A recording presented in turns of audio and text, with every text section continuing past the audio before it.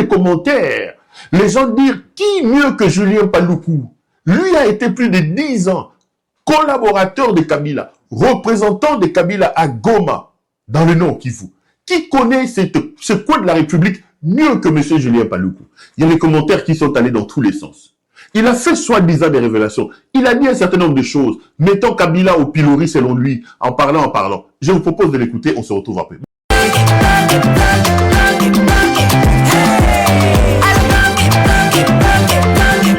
Oyoki elengi ya Congo, tapelema.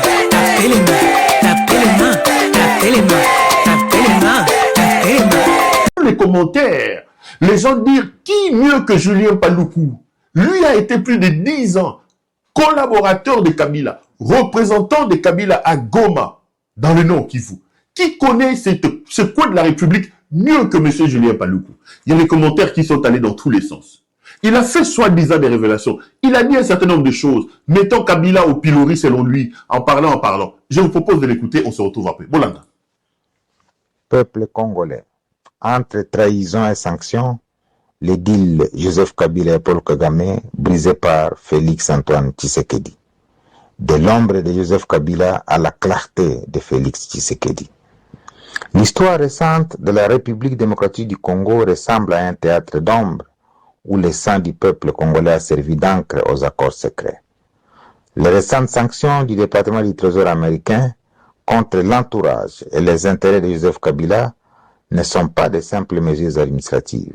Elles sont le reflet d'une vérité longtemps étouffée par le cynisme diplomatique.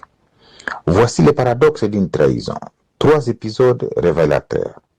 Pour comprendre la profondeur du jeu des dupes qui a paralysé l'Est de notre pays, il suffit de se replonger dans 3 épisodes que l'on nous présentait jadis comme des faits divers militaires. Premier épisode, l'exfiltration de Laurent Kunda en 2009. En janvier 2009, alors que Laurent Kunda opérait entre Bunagana et Masisi, nous apprenions avec surprise son arrestation au Rwanda. Et le prix de cette livraison, c'était le lancement de l'opération Umoja Wetu, autorisant l'entrée de l'armée rwandaise sur notre sol sous prétexte de traquer les FDLR. Une opération éclair d'1 mois, soit du 25 janvier au 25 février 2009, qui rétrospectivement ressemble davantage à une consolidation d'influence étrangère qu'à une mission de sécurisation. Deuxième épisode, le miracle de Bosco Ntaganda en 2013.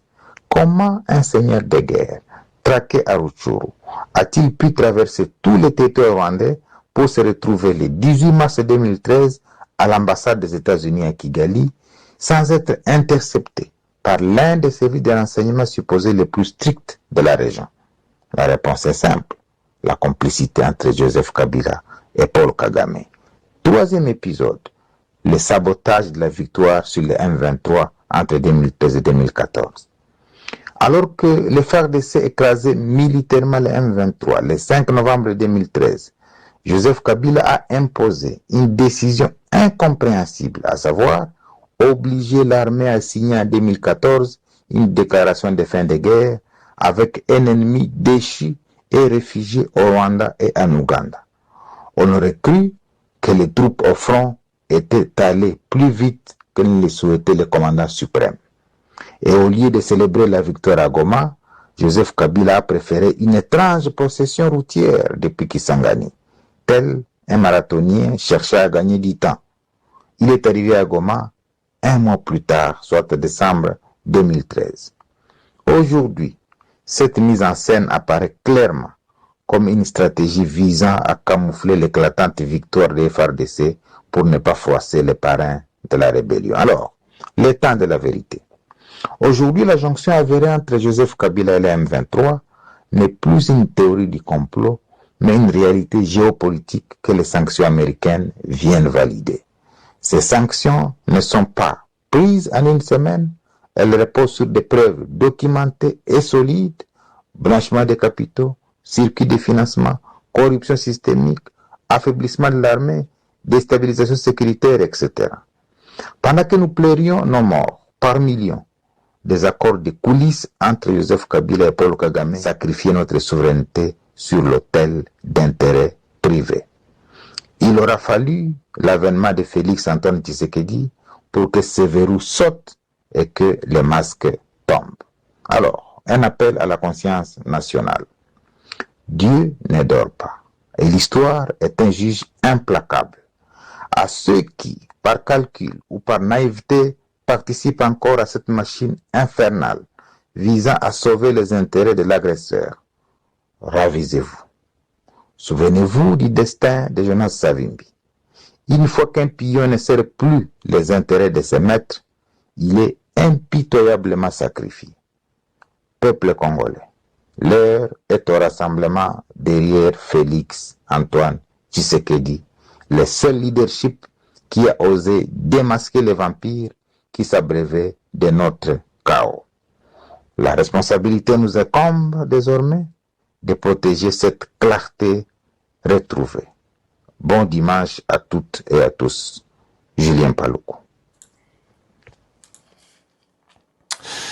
On est de retour sur ce plateau. Ça, c'est M. Julien Paluku Kaongia qui parle.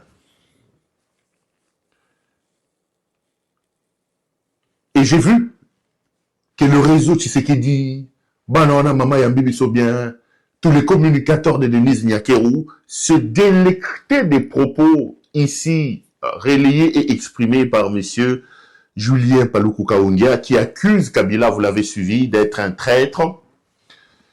Il donne un certain nombre d'éléments, il en a parlé des thèmes, donc il a fait un exposé en exposant les 3 évidences qui, selon lui, font de Kabila un traître, qui travaillait donc pour le compte du Rwanda, et de là il a conclu son exposé, son discours en appelant les Congolais à un soutien massif à M. Tshisekedi, qui lui, selon justement l'orateur, est là pour démanteler Kagame et mettre à nu le contrat sous-train d'une certaine manière, laissé par Kabila, etc., etc. On va analyser un peu ces choses ici, mais bien avant ça, permettez-moi, chers compatriotes et chers téléspectateurs, de pouvoir rappeler et relancer un message que j'ai l'habitude de dire depuis un temps. À cet aimé qui croit que je suis devenu son ami au point de pouvoir exporter la violence pour m'atteindre, M. Félix Antoine Tshisekedi Tshilombo, un grand frère. Je l'appelle grand frère. Ma mère, quand il me tire les oreilles à Chilouba, elle dit même, Mouton c'est Mansébé. Ma mère, il dit, Mansébé, c'est-à-dire c'est ton oncle, quoi. Mouton, Ozo, c'est ton oncle. Bon. On est, au regard de vos explications, devant le fait que cet argent est mal utilisé, et je disais que, à vous entendre parler, l'usage rationnel à son corollaire, c'est-à-dire le détournement, quand l'argent n'est pas, ou les trésors publics est saigné. Est-ce qu'aujourd'hui, vous avez des éléments que M. Tshisekedi, que le gouvernement aujourd'hui est basé sur un détournement? Est-ce que vous avez des éléments, vous comme économiste, comme ancien Premier ministre, qu'on vole, qu'on utilise mal l'argent du trésor public? Bon, je pense que c'est un secret de polichinelle. C'est un secret. Vous posez la question, je sais pour la forme, vous êtes un journaliste et parfois vous voulez taquiner vos personnalités que vous recevez, mais qui ignore qu'il y a détournement des fonds publics dans le pays? Même la maman qui vend les ndunda au marché, qui vend les arachides, qui vend les mpiodi, il sait qu'il y a détournement. Laissez-moi vous informer qu'ensemble avec un jeune professeur, Jean-Paul Tsatsa, nous avons publié un article scientifique qui a démontré que près d'1,5 milliard de dollars américains reçus des partenaires au développement, dont le Fonds monétaire, la Banque mondiale, la BAD, etc., ont été détournés. 1 milliard? Je ne dis pas 1 million. Plus d'1 milliard. Plus d'1,5 milliard de dollars. Ont été détournés par Tshisekedi et son régime. Bon, écoutez, mais l'article est là. C'est un article scientifique. Ce n'est pas un article qu'on publie dans les journaux. Non, c'est un article scientifique publié dans la revue Congo Challenge. Et cet article-là a été envoyé à la fois au Fonds monétaire, à la Banque mondiale et à la Banque africaine de développement. Et, laissez-moi vous dire, le sérieux de cet article, c'est que nous avons les statistiques des rapports de l'inspection générale des finances, dirigée par un homme du pouvoir, de la Cour des comptes, dirigée par un homme proche du pouvoir. Donc, ce ne sont pas des chiffres que nous avons inventés, mais les dossiers rament, pour rafraîchir votre mémoire. Ça fait déjà près de 300 millions de dollars américains. Ce dossier a été discuté au Parlement. J'étais sénateur. Mais il n'y a pas que ça. Et donc, moi, je pense que, de ce point de vue, nous pouvons dire quand même, ces institutions, le FMI, la Banque mondiale, la Banque africaine de développement, ce sont des institutions qui accompagnent. Non, mais c'est la question que j'allais poser justement, M. Matata. Est-ce que vous connaissez quand même le couloir de la Banque mondiale, du FMI, de la Banque africaine de développement. Moi, si je m'en tiens aux déclarations du ministre du Budget actuel, qui était d'ailleurs votre prédécesseur, Adolphe Muzito, aujourd'hui, la dette extérieure arrive pratiquement à 20 milliards de dollars américains, alors que quand Kabila quitte le pouvoir, on était aux alentours de 3-4 milliards. Ça veut dire qu'en 7 ans, M. Tshisekedi a endetté le pays de plus de 10 milliards de dollars américains auprès de ces institutions. Vous parlez d'un article scientifique que vous avez rédigé, mais pourquoi est-ce que ces institutions de Bretton Woods, ces institutions internationales, n'arrivent-ils pas à contraindre M. Tshisekedi à la bonne gouvernance et continuent à donner de l'argent, à endetter la République, dans un contexte où on sait que la corruption, le détournement battent leur plein dans un pays? Bon, laissez-moi vous dire que je suis personnellement déçu par le comportement de ces institutions. Parce que on ne peut pas accepter que des institutions d'un prestige aussi élevé comme le Fonds monétaire international, comme la Banque mondiale, comme la Banque africaine de développement, se complaisent à accompagner un pays dans la corruption, dans le détournement. Si c'était des fonds publics qui appartiennent à la RDC uniquement, on comprendrait. Mais ici, le gouvernement congolais détourne y compris les fonds du FMI, de la Banque mondiale et de la BAD. Est-ce que ces institutions ont-ils des moyens d'amener le Congo à adopter une bonne gouvernance? Mais justement, c'est pour ça que je vous dis que personnellement, je suis déçu. Parce que j'ai travaillé, quand j'étais directeur général du BSECO, avec la Banque mondiale. Quand j'étais ministre des Finances, j'ai travaillé avec le Fonds monétaire, la Banque mondiale, avec la Banque africaine de développement. Je dois vous dire que toutes ces institutions disposent en leur sein des départements d'intégrité, c'est-à-dire des départements chargés de veiller à un usage rationnel des fonds prêtés par ces institutions aux différents gouvernements. Mais dans le cas de la RDC, que ce soit le Fonds monétaire, que ce soit la Banque mondiale, que ce soit la BAD, mais ces institutions sont complices. Parce que des lettres ont été écrites. Est-ce que vous pensez qu'il y a la corruption? Est-ce que vous pensez que Tshisekedi les a corrompus? Ça, je ne sais pas. C'est la même plainte que les gens ont aussi avec les ONG de défense des droits de l'homme. Parce qu'à votre époque, il y avait tout le temps des rapports. Human Rights Watch a dit, tel a dit. Mais aujourd'hui, on a l'impression qu'il y a des violations flagrantes des droits de l'homme dans le pays. Mais M. Tshisekedi vit une sorte d'exonération, d'immunité par rapport à ça. Est-ce que vous pensez, vous qui avez quand même des entrées dans ces banques, qu'ils ont été corrompus par le pouvoir de Kinshasa? Je ne sais pas les dire, et ce serait trop osé de les dire, mais ce que je constate, et que le peuple congolais doit constater avec moi, ou le peuple congolais constate avec moi, c'est que, de l'avis même du ministre des Finances, Nicolas Kazadi, le fonds reçu, une partie de ce fonds, a été détourné. Et l'article scientifique que nous avons établi le démontre. Et cet article scientifique a été envoyé au Fonds monétaire, à la Banque mondiale et à la BAD. Une lettre a été envoyée à ces institutions pour ne fût-ce que leur demander d'auditer l'usage de leurs fonds. Mais ces institutions n'ont jamais osé auditer l'usage de leurs fonds. Or, moi, quand j'étais ministre des Finances, la Banque mondiale a envoyé une mission d'audit des fonds qu'ils ont prêtés. On peut se poser la question, aujourd'hui, pourquoi les fonds monétaires, pourquoi la Banque mondiale, pourquoi la BAD accompagnent la RDC dans le détournement de leurs propres fonds? Ça, c'est une question des fonds qui peut... Et vous, les journalistes, vous devez même vous poser la question. La conclusion, c'est que ces institutions accompagnent les pays en développement dans la pauvreté. Ce qui est aux antipodes de leur mission qui sont, en fait, leur mission, c'est d'aider le pays à sortir du sous-développement. Mais dans les cas d'espèce, elles accompagnent la RDC.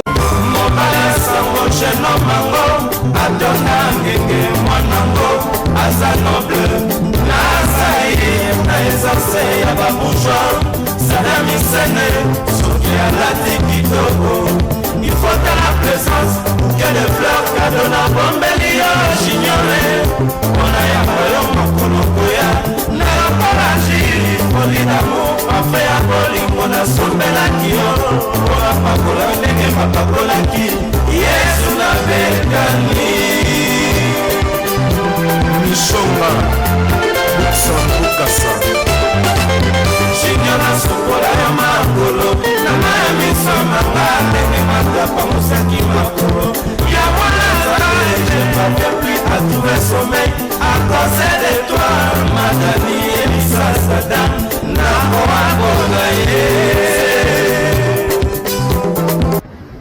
chacun garde son identité. Moi je suis kabbyliste de sang. Si je quitte le kabbyliste, je laisse le Congolais, la politique. Ah bon? Oui, ça c'est clair. Je suis kabbyliste, c'est ça mon identité. Quel que soit ce qui peut arriver. Je suis là, constant, loyal, fidèle, discipliné à Joseph Kabila. Autorité morale. Lui, il est aussi, je pense, fidèle aussi à son président.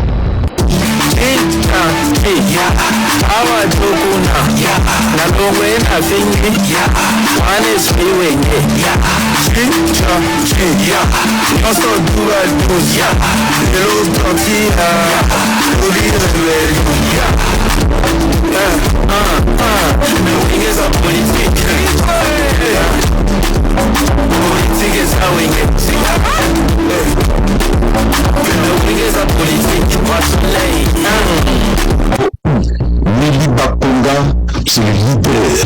Willy Bakonga, c'est le soldat, le lieutenant. Il y a Félix Antoine Tshisekedi Tshilombo. Nazali Simba ya Mokonzi ya Mboka et nakotika la Simba na ye puisque na découvrir depuis longtemps d'ailleurs que Mokonzi ya Mboka azali na lignée ya Balumba, ya Batumba Vita, ya Etienne Tshisekedi, le triste mémoire.